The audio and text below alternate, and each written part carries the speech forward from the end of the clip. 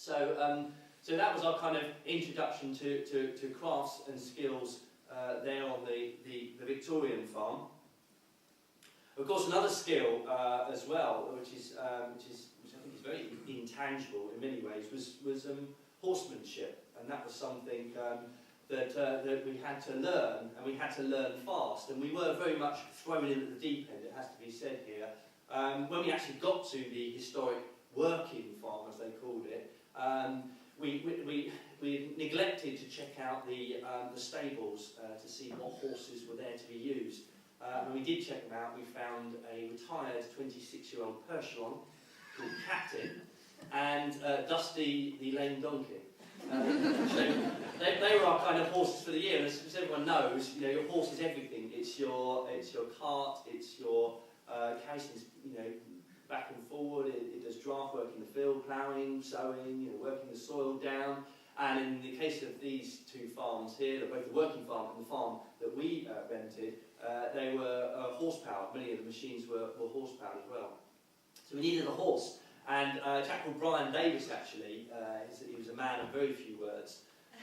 He said, I've got just the horse for you. So I went up to his farm to have a look, and I met Clumper, who was you know, not the biggest Shire horse, but kind of exactly what a small farm like us would need, is a runabout. And the great thing about Clumper is, after Mr. Acton, I probably learned more of Clumper about Victorian farming than anyone else. He really was my tutor, and I asked Brian Davis, I said, well, will you come down and do some, you know, some training, you know, would you fancy that? And he was, oh, well, maybe we will. And he said, well, you know, I'll pay you good money, sort of thing. And he was, oh, we suppose so. So he came down, and we got him out, and we tacked Clumper up. And I said, we need to move a 1940s muck spreader from one of the barns, because obviously it's not period. We don't want it in shop. So we need to move it to another part of the farm. So maybe we could do that with Clumper today. And he said, yeah, well, okay, we'll do that. And so he helped us get him tacked up, and then he started walking over to his 4x4, and I said, well, now what? He said, well, jump off and off you go, kind of thing. So I was like, well, here we go. So Peter Perch is on the front with me. Because as we move off, we realised that it's in gear, but it's rusted into gear, and we couldn't break it out of gear. So as we're going, we've got this racket of this conveyor belt system which picks the muck up and then throws it out through spikes, okay, behind us. And it's all actually going really well, and that's part of the problem.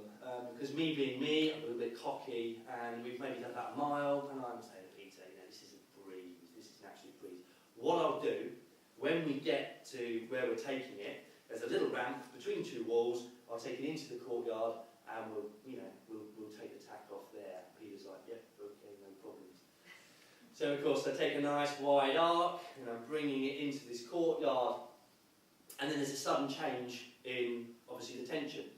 So Clumper stops, doesn't quite know what's going on, turns his head, and just catches his jaw on one of the posts. And of course at that point, head up, legs up, and off he goes. And of course it's like this. And Brian's advice to us had been, the only useful advice actually he gave us was, whatever you do, don't let him stop and don't let him go. So I sort of turned to Peter, and of course Peter's just jumped off. And behind me I've just got a conveyor belt system that's going to pepper me all over the fields. So I didn't really have any choice. I had to not let him go. I had to woe him. But of course, in doing so, in stopping him, there was a sort of bond there. He knew you can't go, and this person won't let him go. And from then on in, he was an absolute star. He really was a real star. So just again, the daily grind of cleaning out. You just don't notice it when you're mucking pigs out. You don't notice how much of that smell you pick up. So when you do go to the vets to get an injection for an animal, people are sort of turning away like this. Any hurdle making aficionados out there? Yes, my 4-rail hurdle has come in for some stick, it has to be said. But I had a time budget. I needed to make enough to make a pen, and I thought, okay, that's four sides of a pen. So I had a week to do this in. Obviously, you have to, quite a hectic schedule. But this is kind of one of my passions actually. And only last weekend I bought a vintage one of these areas, you know, the frames that carry the rails. And I thought, well, I could go and buy some old brooms, couldn't I, and just shave them down and slot them in. But I actually found myself using some of these techniques to split down the rails. I actually went round my brother's, I cut some willow, and I spent a happy day just riding down, splitting out some rails and working them down. So I learned some fantastic skills here, and I think it would probably be my craft of choice, actually. Hurdle making is a real passion of mine. I'm very lucky at the time, my brother was getting into boot making. So I immediately commissioned 2 pairs of boots. No prizes for guessing which ones are Peter's there. Fortunately, I found a fantastic mix, which was beeswax, tallow fat, and Stockholm tar for waterproofing your boots. And believe it or not, you do it both inside and outside as well, which seems strange. But you pour the mixture in, wet, shake it all around, and of course then you just let it dry and you put your feet in there and it polishes up. So you've got a waterproofing both inside and outside. And you know, all of those people that were wearing wellies were like, oh, don't your feet get wet in those? And I have to say, not once throughout the whole year did my feet get at all wet, and we were working in some really quite desperate conditions. Now, I'm going to race through this because I was just going to say that actually Owen Jones was, I was going to talk about, you know, the craftspeople we managed to get on board in the Victorian farm. And I have to say, Owen Jones was, you know, he stood out as someone who was truly passionate about it. But I mean, he's been mentioned before, his craft work is over there, so I won't go over the same ground. Victorian farm turned out to be hugely popular. We were all slightly worried. We thought, you know, do people really have an appetite for a few cranky individuals, you know, pretending to live on a farm? And it just so happened that they did.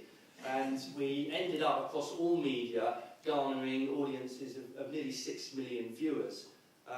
We also produced a book of the series, which went to #1 in the Sunday Times bestseller list for non-fiction. So you know, it really was a sort of breakthrough moment, and I think it was both the site itself, the wonderful preservation and care that the people in and around Acton Scott had taken in terms of looking after the historic working farm there, and a combination of our approach to it really as well. We just always try to be as enthusiastic as possible, because ultimately, you know, don't get me wrong, I do sometimes stand there and I have to sort of bite my lip and just think, am I really here? You know, this is fantastic. I'm so lucky to get the opportunity to sort of have a go at history.